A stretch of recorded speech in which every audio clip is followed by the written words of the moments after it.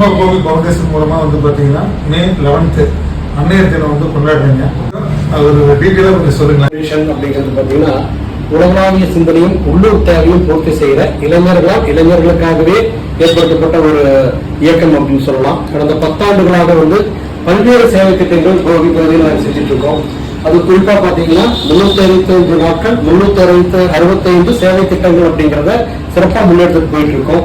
இதுல குறிப்பா சொல்ல போனா நம்ம கோபி தமிழ்ச்சங்கம் இருக்கு. அதன் மூலமா பல்வேறு இளைஞர்களை ஊக்குவிச்சு நாங்கள் வெளியே கொண்டு வந்துட்டு இருக்கோம்.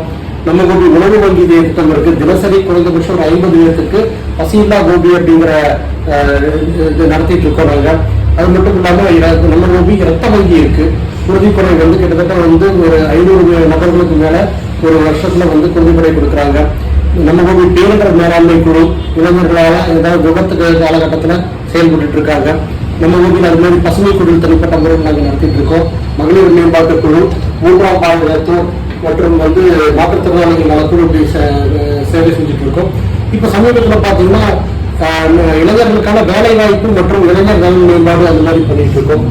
இந்த மாசம் குறிப்பா பாத்தீங்கன்னா பெரும்பாலும் எல்லா ஊர்லயும் மகளிர் தினத்தை மிகச்சிறப்பா கொண்டாடுவாங்க. ஆனா நம்ம கோபி பவுண்டேஷன் தமிழ்ச்சங்கம் இணைந்து பாத்தீங்கன்னா அன்னையர் தினத்தை நாங்க முன்னெடுத்து கொண்டாடுறதா இருக்கோம். இதை 3 வருஷமா நாங்க பண்ணிட்டு இருக்கோம். கடந்த 3 வருஷமா இந்த வருஷம் கூடுதலா பாத்தீங்கன்னா மிகச்சிறப்பா மே மாசம் 11ஆம் தேதி ஞாயிற்றுக்கிழமை 6 to 60 வயது வரைக்கும் இருக்கிற அனைத்து மகளிருக்கான அவர்களுடைய பல்வேறு திறமைகளை வெளிக்கொண்டு வருவதற்கான முயற்சிகள் மேற்கொண்டிருக்கோம்.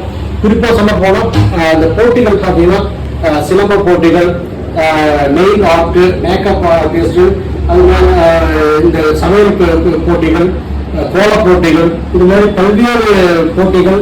அது தவிர அவங்களுடைய தனித்திறன்கள் வெளிக்கொண்டு வர்றது, அது மாதிரி நிகழ்ச்சிகள்ல வர சாரதா டெக்னாலஜி ஸ்கூல்ல ஞாயிற்றுக்கிழமை காலையில 9 மணிலிருந்து மாலை 4 மணி வரைக்கும் மிகச்சிறப்பா கொண்டாட இருக்கோம்.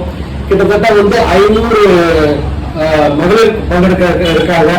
அது மட்டும் இல்லாம கோபியை சுற்றி இருக்க பல்வேறு நகரங்களிலிருந்தும் இவங்க பங்கெடுத்திருக்காங்க. நீங்களும் அவசியம் பங்கெடுத்துக்கணும். நம்ம வீட்டில் இருக்க ஒவ்வொரு மகளிர் அவங்களுடைய தனித்திறன் என்ன அப்படிங்கிறது நமக்கே பல நேரங்களில் தெரியாம இருக்கும்.